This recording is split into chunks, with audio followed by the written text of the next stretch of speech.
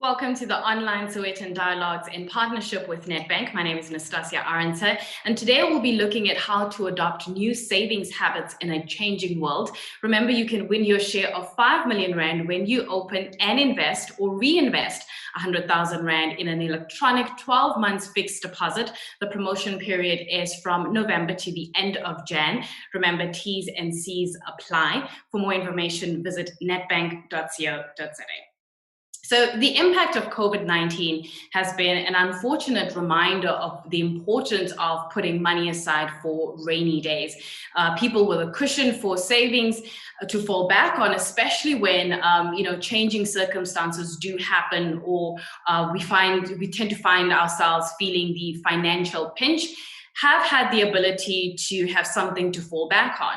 However, those who may not have been in that particular position have been put, unfortunately, in a situation where you have to re-examine your financial habits, learn new ways to save, and hopefully have a better relationship with your finances, and also having an honest relationship with your finances. And they always say that it's never too late to start saving. And my panelists for this morning, we're going to be talking about some of the practical ways you can change your spending and saving habits so that you can be financially more secure for the new normal as it's been described over the past few months.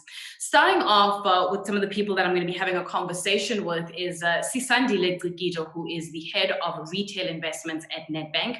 We're going to have Laura Duprier, who's a financial journalist, Lindwell Clark, the head of department on consumer financial education at the Financial Sector Conduct Authority. We also have Angelique Art, who's a single mom and personal finance journalist, and John Mayike. He's the head of financial education at Old Mutual. And he's also one individual I know that is passionate about helping ordinary South Africans to achieve their lifetime financial goals through financial education and awareness. Thank you so much, everyone, for joining me this morning. Lindwell, I suppose, let's kick off with you in terms of understanding the importance of financial education in today's world and consumer education.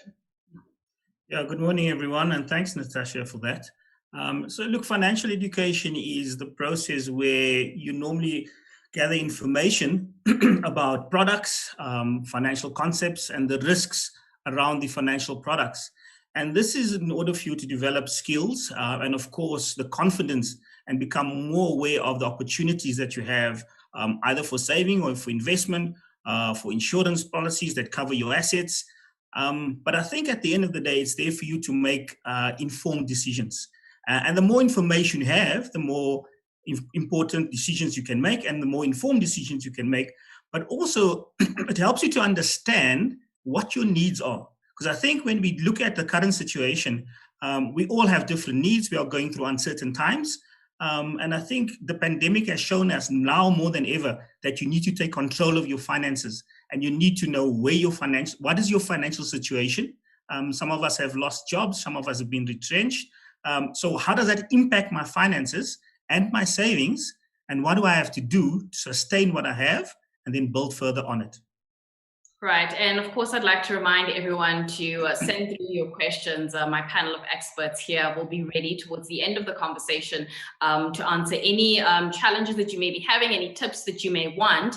Sisandile, let's come to you with this particular one. I mean, when you look at the data and the numbers that are in front of you, what does the audience look like when it comes to those who are saving and those who are not saving? And perhaps do we have an understanding as to why that is not necessarily happening?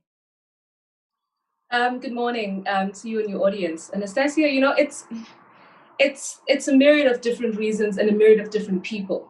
I think the automatic assumption is usually that we use these terms like entry-level banking, middle market banking segment, and then the affluent banking segment. So I think the immediate assumption is that it's the affluent client or clientele who are saving more. What we've seen in terms of our stats and our data is that, yes, the affluent client does save and maybe saves in terms of value, they save higher values, but a lot more clients who fall within our entry-level banking space are actually very disciplined in saving as well. Because as we know, in terms of being the middle class in South Africa, paying more tax, that's when you're having babies, that's when you're buying houses. And people are very stretched and not necessarily, and most of those individuals say to us, we can't afford to save. What you find in the entry-level banking segment is not even that I can't afford to save. It's I'm already living on close to nothing, but I'm definitely going to save, whether it's in a stokvel, whether it's in a little stokvel that we have in the community or within my family, or in a little savings pocket or savings account that I have, or even under my mattress. But the discipline of putting something away is there, I think, from entry-level banking through to affluent. And it's what differs is mostly the values, not necessarily one segment saving more than another. Right.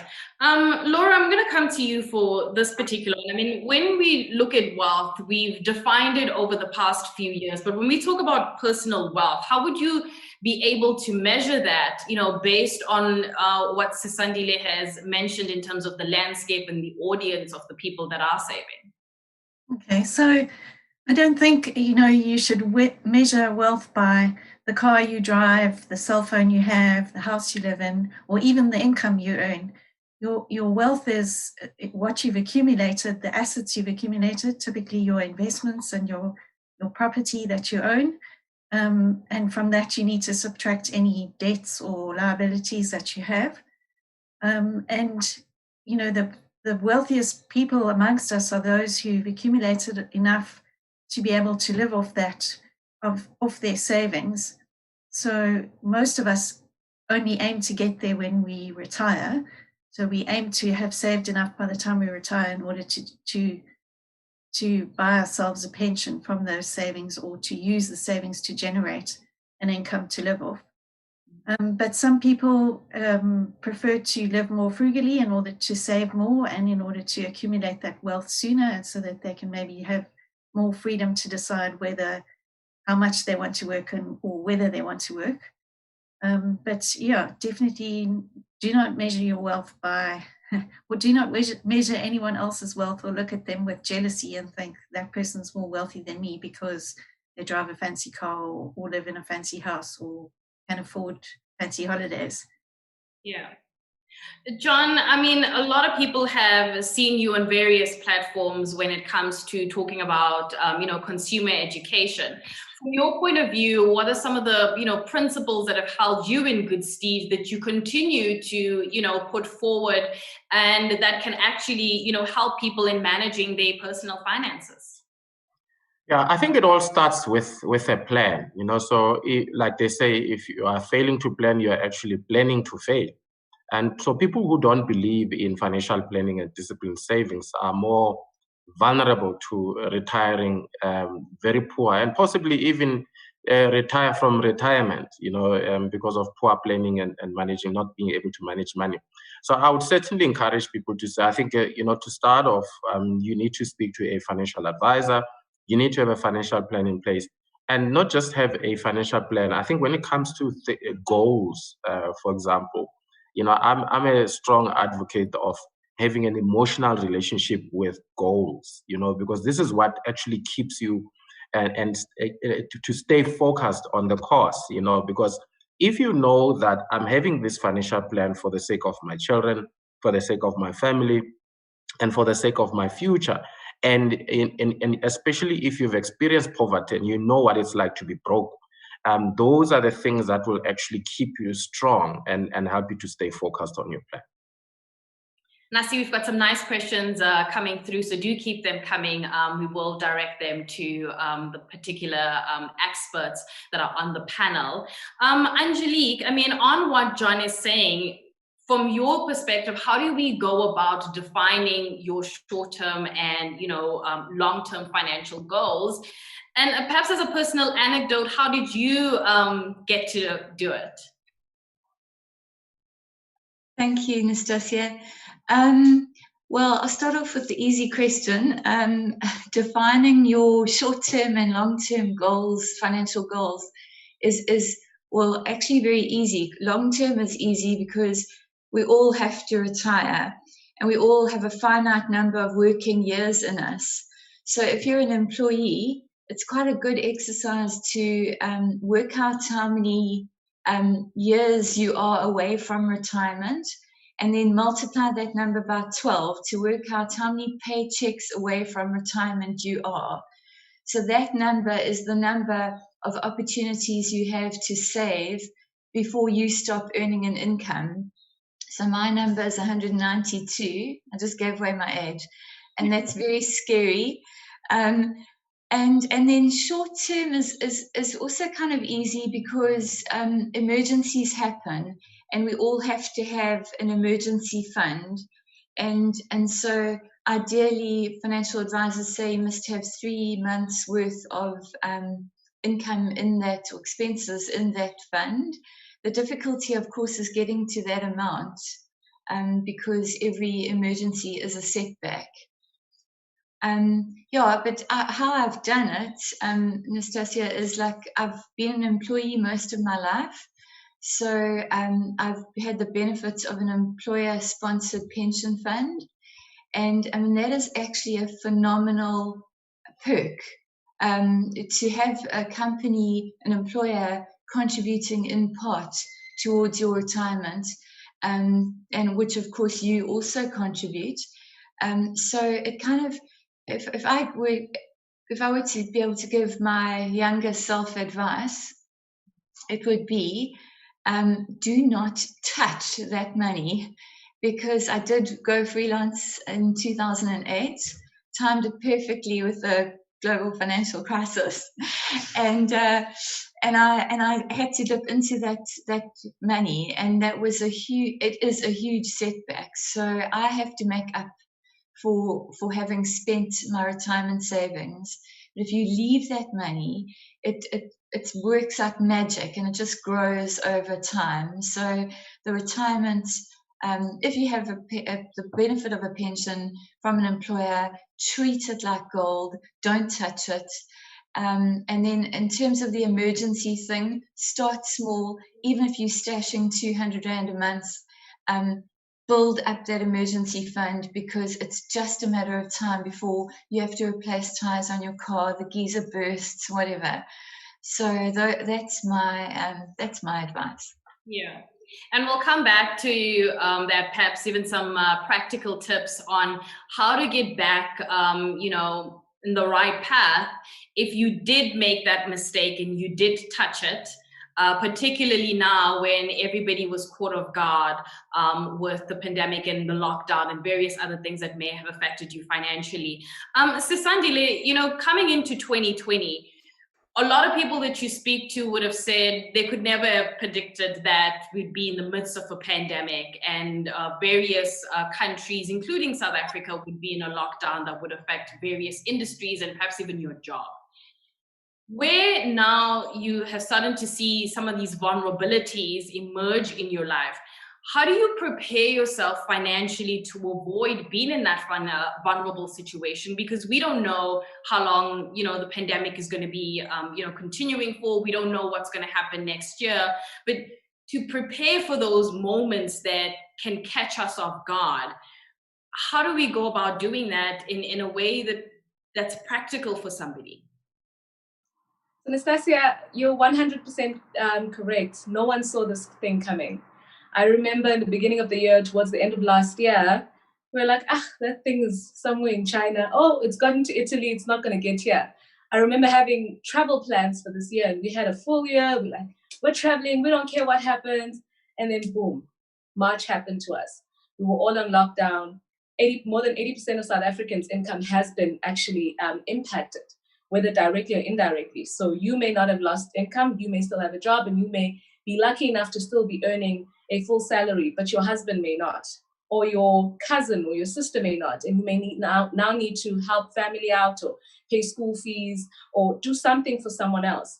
So we've definitely seen an impact, and also it's impacted an economy that was already struggling, an economy that was already in negative growth, an economy where there was already more than 30% of individuals who are unemployed.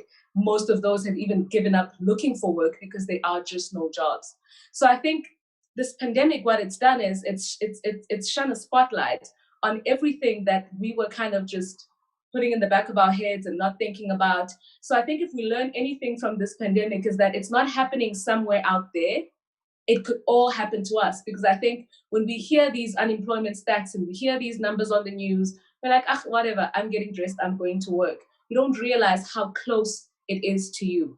We don't know what next, like you're saying, we don't know when next we might face a pandemic like this. Experts were saying in March already that we would be in some sort of lockdown well into 2021.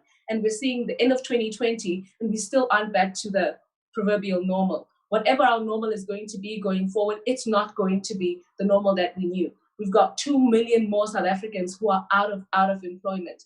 So I think those stats, one, we need to digest, we need to take it in. And as Angelique said earlier, it's the emergency fund. We've got to have an emergency fund. It doesn't matter how small you start, you've got to start. I always say to people, make it easy for yourself to save. So I love to buy and I love shopping. I am not one of those people who wake up in the morning and be like, oh, how much can I save today? I'm really not one of those people.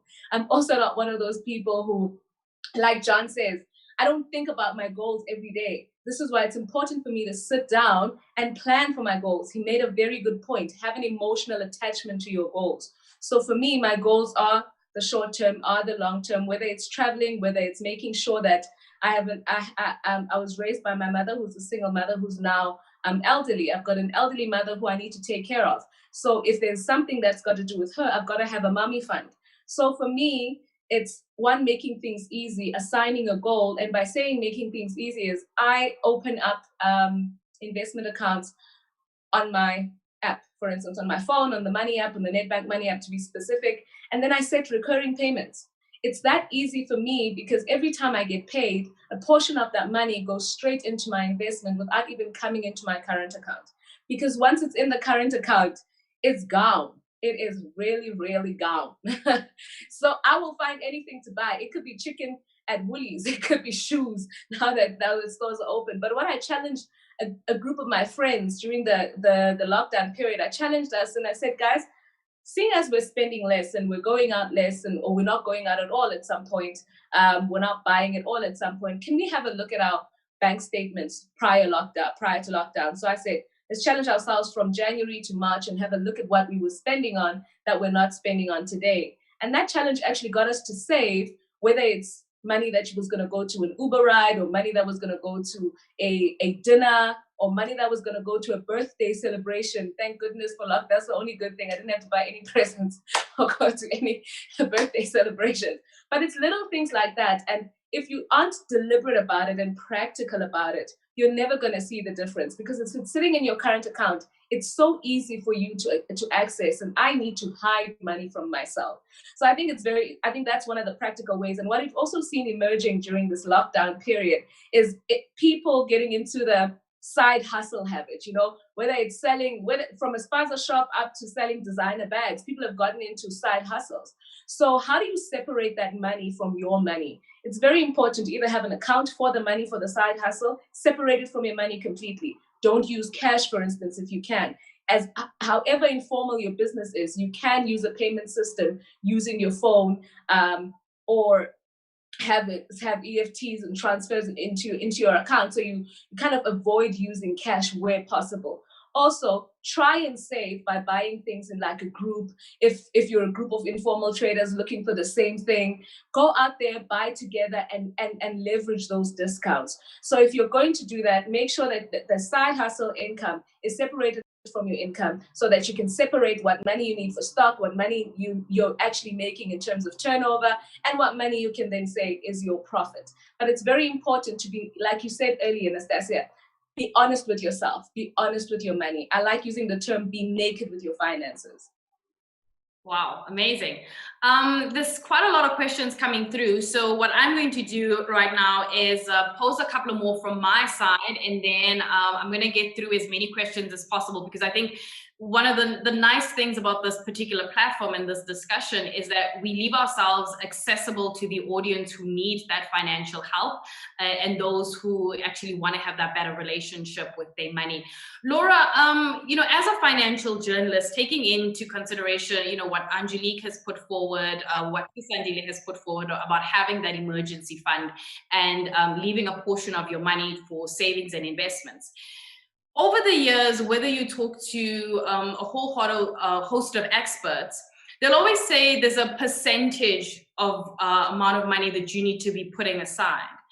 And sometimes you tend to worry from, from a journalist point of view, that we are perhaps leaving certain groups of people outside of the conversation. Because if you're saying, I need to save 30% of my income towards savings, somebody's 30% may not necessarily be your 30%. It may not equate to the same amount of money because their money is going towards transport, school fees, and various other things. How do we change the conversation and the language and the way we communicate with people about money so that we meet them where they are with their finances?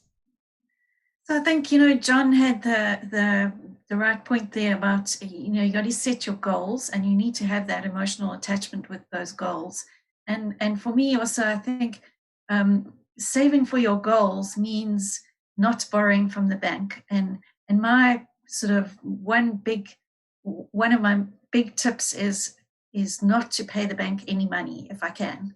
So I mean, aside from bank fees, but I never want to pay the bank interest on any loans. So the emergency fund is to prevent you from having to borrow, for example, if the fridge breaks tomorrow and you need to buy a new one.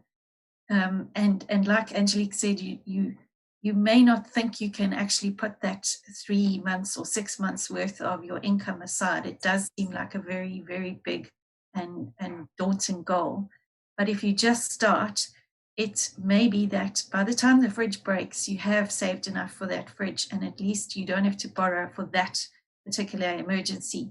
And then you can start to move on to the bigger goals, like, for instance, your child's education. Let's say your child is 10 and you need to save for their tertiary education when they're 18. You've got 8 years to save that money. You can sit down and work out, how much it is that you need to save, and you'll probably be horrified and you'll probably think, oh, I'll never be able to do that. But you shouldn't be so intimidated by that goal or that amount that you work out that you need, that you stop, that you don't even try. Because whatever you do save is going to stop you from borrowing to pay for your child when he turns 18 or she turns 18 to send them to university or to a college or whatever they decide to do. So it doesn't matter what you earn, you just need to start saving somewhere and to start impacting on the amounts you borrow, reduce the amount you borrow, and reduce what you pay the bank, and rather pay yourself, pay it into your savings, and that way, in small incremental steps, you will get there eventually. Yeah. Lyndall, your department has huge responsibility when it comes to, your consumer education drive and making sure that the message is getting through to everybody across the country. In what way has that responsibility, I suppose, increased as a result of, COVID, where people find themselves in financially vulnerable positions in which, they may be trying to get extra cash, and the investment vehicle or whatever vehicle that may seem enticing at the time when you're desperate becomes the only option? Yeah. Thanks, Nastasia. And I think now more than ever, the work that we do has become very important. And even the work that John is doing with their clients and with the consumers or potential users of products, because we need to inform consumers. And just in terms of the conversation about emergency funds and planning and your goals, I think it's important that we shouldn't see the savings in isolation. There's a bigger picture around your personal financial planning. And that is why I said earlier on, we need to take stock right now of what is our finances. So it's easy to speak about emergency funds, but if there's no funds to put away, what are you going to do? So it all starts for me. There's two things that's important here. One is my ability to save. And we've shown our statistics and our research that we've done has shown that in the past 5 years or so, our financial control has actually increased as our economy has declined, and our ability to save has actually decreased. So if I talk about ability to save, is how much have you saved in the past 12 months, for instance? And then secondly, besides my ability to save, what am I saving for at the end of the day? So if I'm only going to save for emergencies, then maybe my approach might be wrong. So starting off, firstly, John spoke about planning, and that's basic budgeting. So what you need to do is you need to find out what's my income, what is my expenses, what are my needs, even before I'm looking at what I want. So I need to know what is my need. So that I know at the end of the month, what do I have left over to put away? And I like that term. I think it was Cesar that used that term, put away. Because when we talk about savings, some people don't really understand what you're talking about. So when you say put away, it becomes, because remember, we also have a problem with the savings culture. And how do we create that savings culture? Is by telling people, put away X amount of money every month. Now, if you put something away, it means you can do without it, okay? Which means it's somewhere that you're not going to use it. So when you then realize after 3 months, but I can actually do without this putting away money that I put somewhere, whether it's under your mattress, in a jar, in a bank, but I may do without it, which means I have the ability to save now because I've budgeted, I've left over money at the end of the month. My next question then is, okay, what did I save for? Short term, yeah, I want to maybe buy a fridge. I want to maybe do some maintenance on my house. Long term, I maybe want to put out a deposit on a car, or I want to buy a deposit on a house. So what the goal is, and I like that idea, John, that we married to our goals, and it becomes very personal to you. So that we actually look at what is it that I'm saving for. I can't just be saving for emergencies all the time. I must be saving so that at one point, there's a new term going around called financial well-being. I must be able to save to the point that I have enough.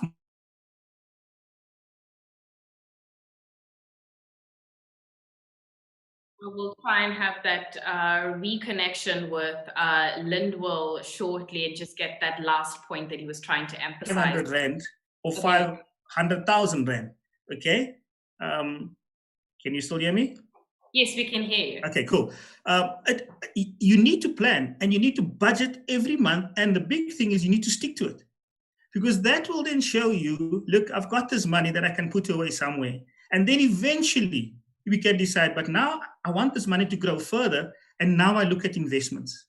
And I think that is the process. And from our point of view, from a regulatory point of view, it's very important. I think John meant financial services or financial advisors. We talk about authorized financial advisors, because anybody can claim to be a financial advisor. And I think our message out there at the moment to consumers is, be careful who you give your money to. If you are going to save, be careful of the scams. And I think this is a big area that we want to create wealth. We want to have an emergency fund. And we want to put our money somewhere that it can grow. But who do I give my money to? And we've seen an increase in especially because everything is digital. You talk about our programs, most of our financial education programs have gone digital, and we're trying to reach a bigger audience, but that's sometimes very difficult because even on a platform like this, how many people can you reach? Do people have data to access, etc.? So yes, our our job has become much greater, Anastasia, but also the messaging is going slightly different at the moment, okay? Who are you talking to? Where are you saving? And the emergency is not in the future, the emergency is now, because of people that have maybe lost their jobs. And again, not to belabor this, but I want to go back to the point of taking stock of your finances. One big issue that might come out later on is that, do you know that if you have credit life on some of your assets that you bought, so that you don't have to go and borrow money to sustain yourself, because credit life, if you have it, might be able to cover your assets now that you can't cover your loan or your debt anymore. And I'm hoping we can have a conversation about that and how that also impacts on your savings. Thanks, Nastasia. Awesome. Okay, so I'm going to open the floor to some of the questions that have been coming through, because I've actually been streaming through since we began. John, I'm going to direct this one at you. And it says, how do you start saving when you're still clearing debt?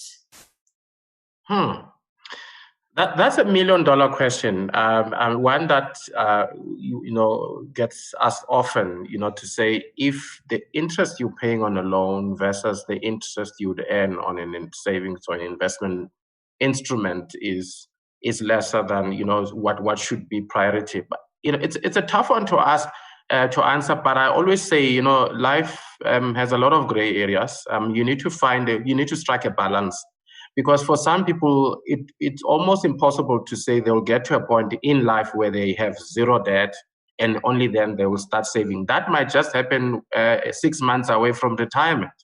So we have to find a way to balance the two goals of charging down debt, but at the same time putting money aside at the same time. So obviously, the extent to which one can save would be determined by their personal circumstances and what they can afford. But I also want to, touch a little bit on, some of the comments made that in reality, credit is not a bad thing, but the stigma of over-indebtedness makes people think that credit is a bad thing, you shouldn't borrow. It's about how you borrow. For example, if you've borrowed money to actually acquire property, and if you've got a bond and it appreciates in value, that's actually good borrowing. So even if you are paying debt and you own a property, that property is appreciating in value. And at the point at which you paid, at least you still have an asset to your name. So you might be saving, through that investment on its own, having a bond while you're dealing with all other smaller debt. But I think you have to focus on charging down your debt. If you start with your smaller debt, it could be an option, and then use the saving. Once you've paid the smaller debt, use that money, additional money, to actually pay all other debts so that you try and pay debt faster. And the only way to kill that is to try and pay debt faster. But I think I also must add on a point that Lyndall said, you have to have the ability to save. So there are two things that determine whether people will save. That's the willingness to save and the ability to save. But if the ability is constrained, then you have to be looking at exactly what Cesar said, a side hustle. I think the days of a single income are over. We need to be looking at multiple streams of income if we are really to get out of the rut. Right. Sisandile, these two, I'm actually going to make them one question for, the purposes of time. And the question reads, can I use an institution like Nedbank as a stockbroker to buy shares? And what added value do you offer for rewarding people who are regular savers? Okay, so the first bit is the simple question. So as part of under the Nedbank umbrella, we do have a business called Ned Group Investments, and they do manage funds in terms of the stock market. They're also available on the internet, so you can actually open up your first account on the internet or even with Nedbank Wealth, and you can start literally your stockbroking journey, and you can even do it yourself, or you can get someone to do it on your behalf. The second piece around rewarding individuals, so we have various programs around either a rate-based kind of reward, where we would say if you open up an investment right now, depending on the value that you put in, you can earn extra in terms of your interest rate. As Nastasia mentioned earlier, between now and January, we also have a competition going around being able to win a 50,000 Rand investment, 12-month investment, if you do open up a 12-month investment with us currently. So there's a number of programs. I would advise you to please look out for them. We're in social media, we're on digital platforms, we are usually on radio as well as television, and you can always check out our website for those rewards programs. Right. Angelique, this one says, I've just bought my first property and I'm about to move in. What are the things that I need to look out for financially? I'm sure you've covered this topic quite a bit. Yes, it's a great question. I think it was Lyndall's comment about credit life insurance. I think that is absolutely critical. Generally, the banks do offer the bondholder credit life cover, and if you have your own life policy, you may choose to use that instead. I actually, yeah, I think that the bank's product is actually very good generally. So that would be my number one thing. Secondly, again, the emergency fund, the maintenance that you're going to have to shell out for as a homeowner is significant. And yeah, you absolutely do need to stash money to cover those expenses. Yeah, and insurance, of course, you will have homeowners insurance, which will cover your structure, but you will also need to factor in the cost of short-term insurance, insuring your contents. And you may also need to look at security costs, depending on the area that you bought in, although I'm sure every area has its risks from a crime perspective. Yeah, so you need, it's a massive responsibility, and if you've already bought the house, the horse is bolted, but hopefully you have got some margin in your budget for interest rates increases, because it's not a question of if, it's a question of when interest rates will begin to go up. So my big advice would be live modestly, be very modest in your consumption and your expenditure. At the risk of just repeating what others have said, I really do believe wholeheartedly in the value of advice, and what Lindwall said about planning is 100%, and I think John made the point too. So our ability to save is most definitely under pressure.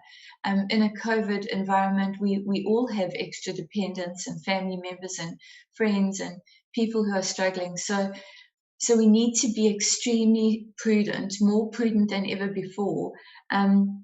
So I would say, if you, and John's point was about qualified advice. Everyone is going to give you advice, but only certain people are qualified to give advice. So you'll do yourself a big service and go and see a certified financial planner who will give you qualified advice to look at all your exposure to risk, look at your life cover, your credit life, all these great things we're talking about.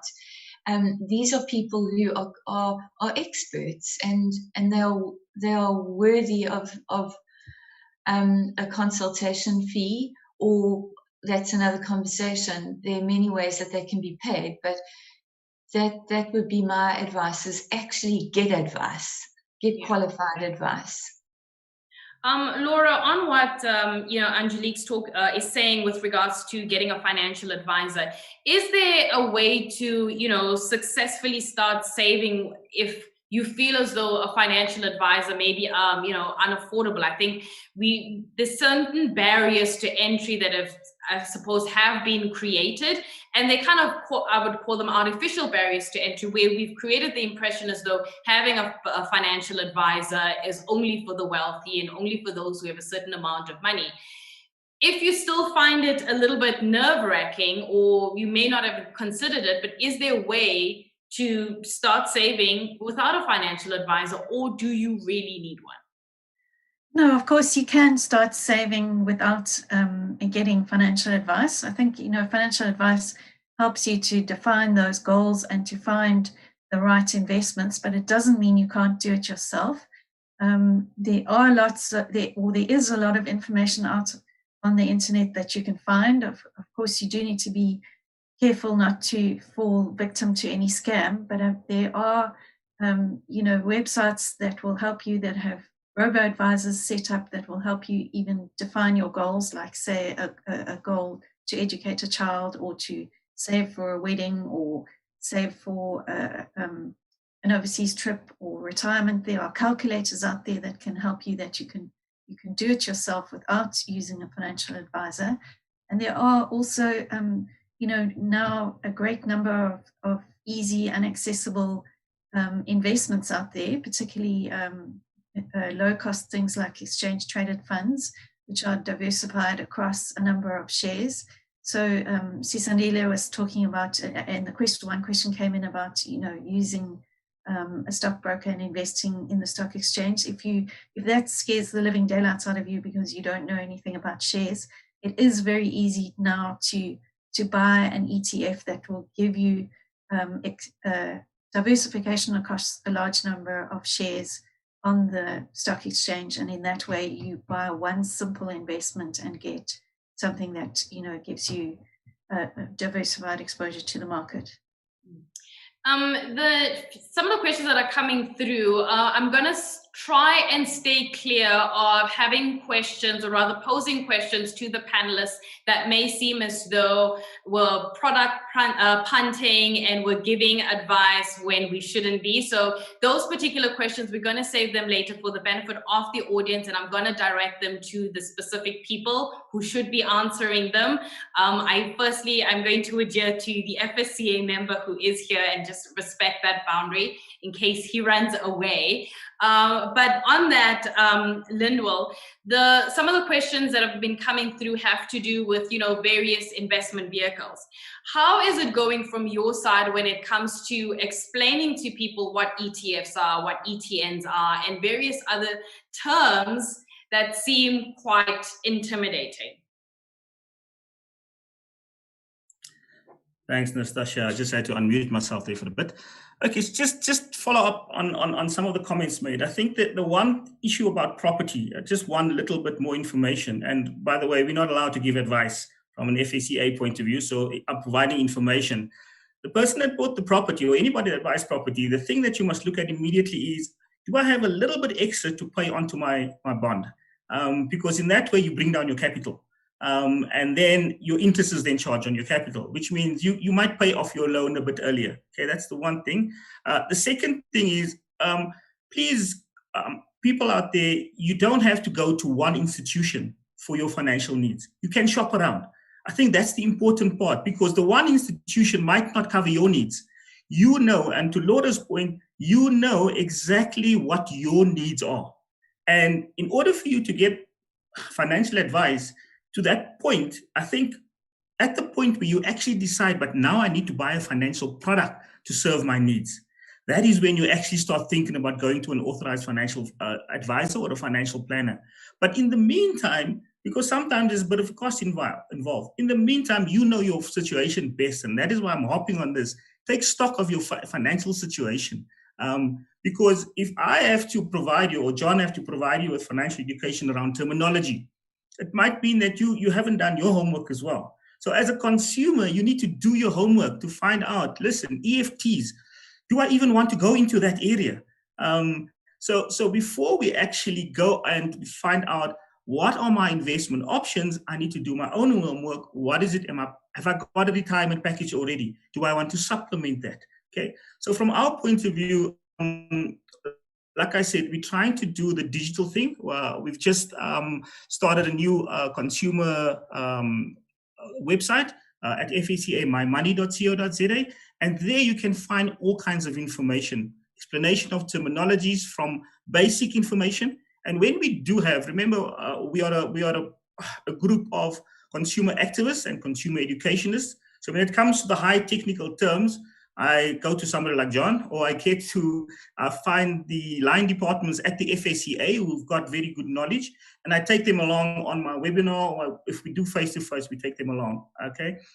But I think, once again, coming to the actual information that you get, you need to be sure that it's unbiased information up to the point where you decide, but now I really need a financial product to serve my needs. And then again, talking about the scams again, Lord, are very important. Be very, very, especially these online platforms where sometimes, and we've also found that people have said that they are authorized by the FSCA, and our divisional executives, their pictures and their signatures are all on the website, but it wasn't us.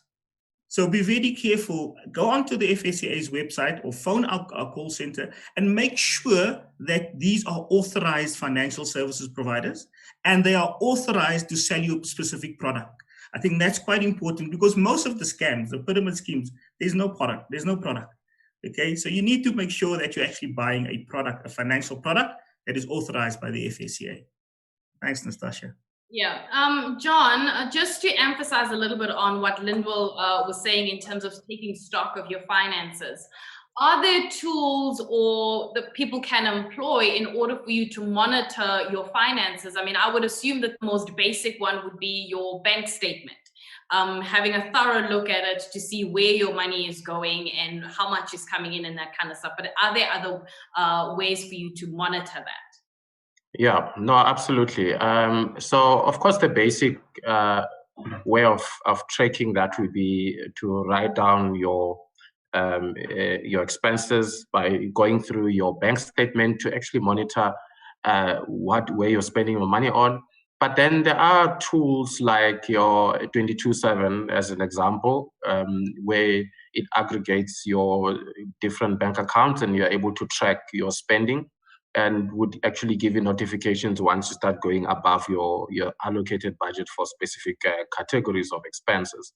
So, I mean, for those who are tech savvy, I would definitely recommend that tool. But if you are like me, born before technology, and you still prefer the old traditional way, you can do the spreadsheet. If the spreadsheet is complicated still, you can settle for just a piece of paper, make a list of all your expenses, and then another column put in what your income is and try and reconcile. In most cases, you will find that the expenses far exceed your income. And that is the case with many people. So don't feel guilty about that, but you can actually work towards tilting the scale slightly to start being more equal or even better in terms of, but it cannot happen until you start probing your lifestyle and looking at what are the things that you need to change in your lifestyle. Because the problem now is our financial habits and our attitude towards money. If you adopt that posture that says, they call it YOLO, you only live once.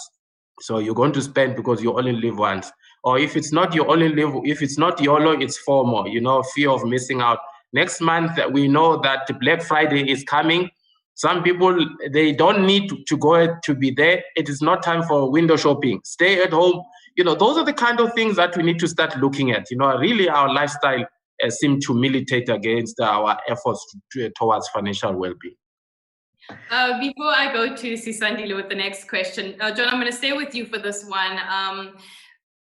The idea of a savings account, do savings accounts actually really do what savings accounts are meant to do? And I see there have been a couple of questions that have been coming through here in terms of whether it's wise using that particular method. Yeah, firstly, I want to say, my learned colleague said, that we don't give financial advice. So even this is not financial advice. I'm not accredited financial advice. But honestly, savings account, really? I mean, that is there for your transactional, kind of activities. But I think CISA might be in a better position to answer that from a Nedbank point of view. But I definitely don't believe that it is actually the ideal tool to actually be using it to save, because this is where you do most of your spending. And that's why CISA said, rather separate this thing. You have a separate account for saving, and you've got one where you actually transact. I mean, if you separate the two, at least you know where you're going. What is there is what you can actually spend, but then anything that you don't see. So sometimes, we've got these banking apps where you can link all your different accounts. Sometimes the disadvantage with that is that it increases your temptation. It's like, when you're trying to plant something, you can't dig the ground every 3 days to see if the root is germinating. And you need to actually be thinking like a farmer. Take a long term. Yours is just to water it and remain patient. All right. I hope that answers the question for that particular individual. And if there are any other questions, I suppose we'll deal with them offline. Sisandile, you were talking about this relationship that you have with your friends, where you guys were, discussing, because you're not traveling as much this year and you're not going out as much, you basically had a little bit more, income in your back pocket. And it got me thinking in terms of the open conversations that we have with our friends or with our family members about money. How have you and your friends managed to have that conversation? Because money is such a sensitive topic, whether you asking to borrow it or you asking for somebody to pay you back money that was borrowed, it's sensitive. So how have you and your friends managed to have that open, honest discussion about where you guys are financially? Nastasia, I couldn't agree with you more. And when people disagree with that statement, I always ask them a simple question: how much do you earn? And nobody ever wants to answer that question because we're told it's taboo, it's rude, you shouldn't be asking questions like that. And if you come from a household that's even slightly similar to the household I come from, I was told the only conversation I ever heard about money was money doesn't grow on trees.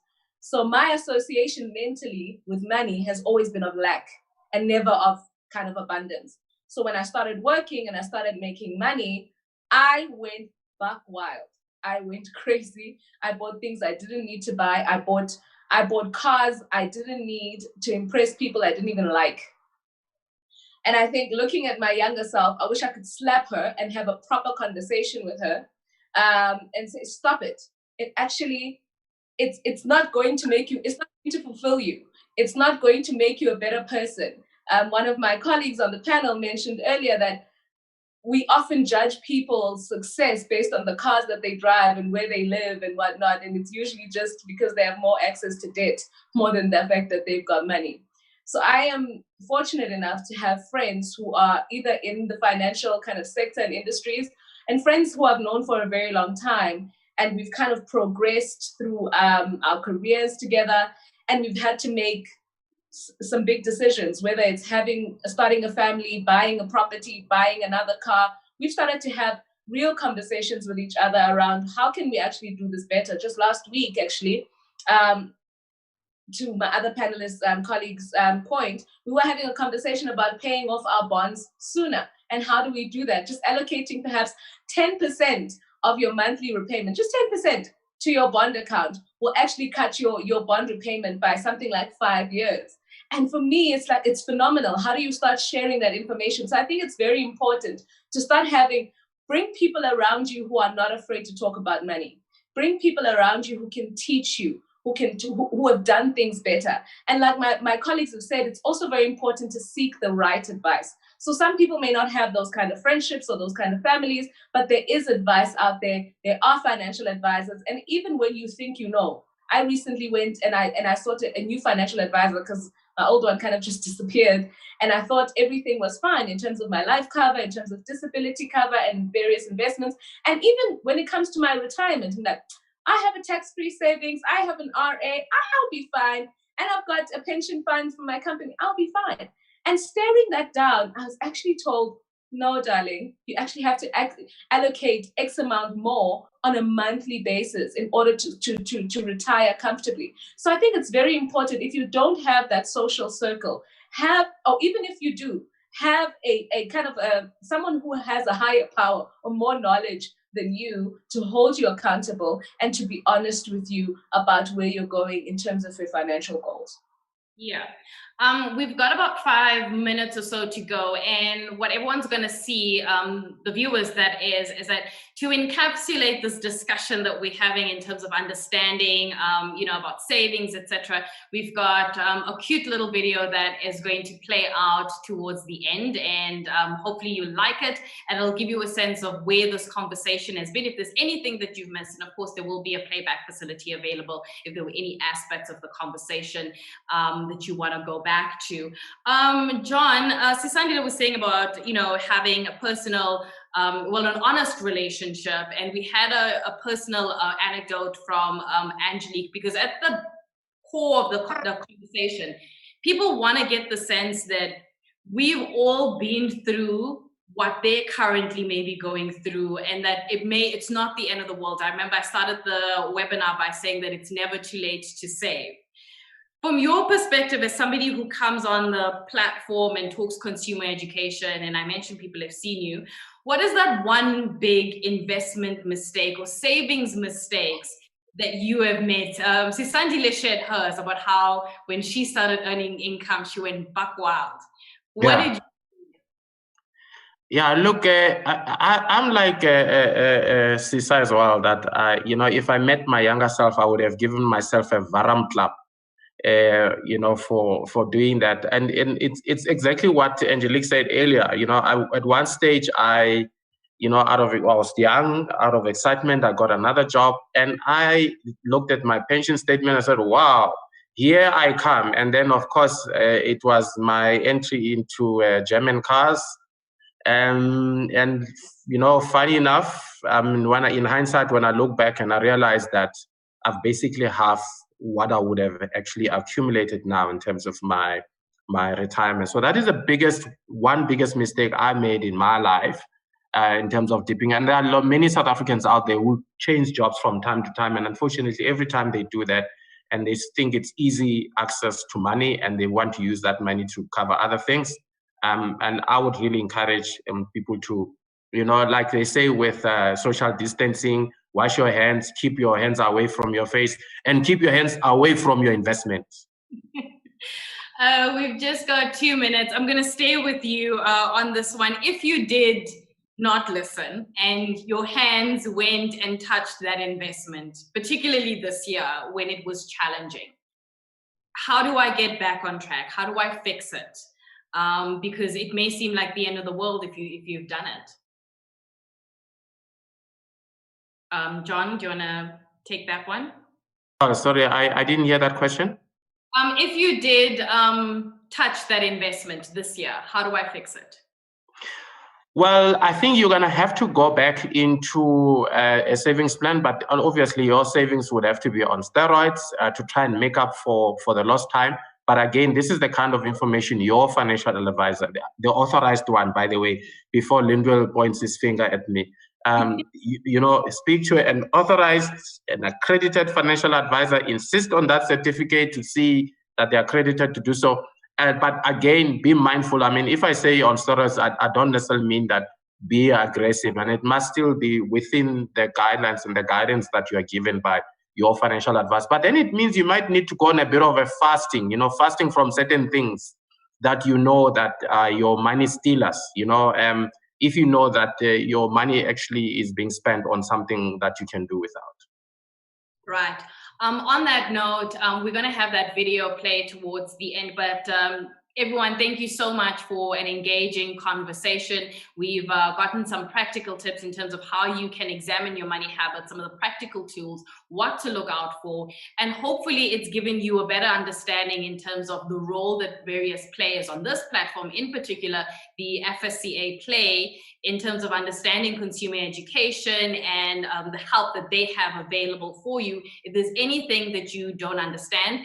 The questions that were posed, unfortunately, we may not be able to get to them, but we will get to them offline because this was not necessarily the platform for them.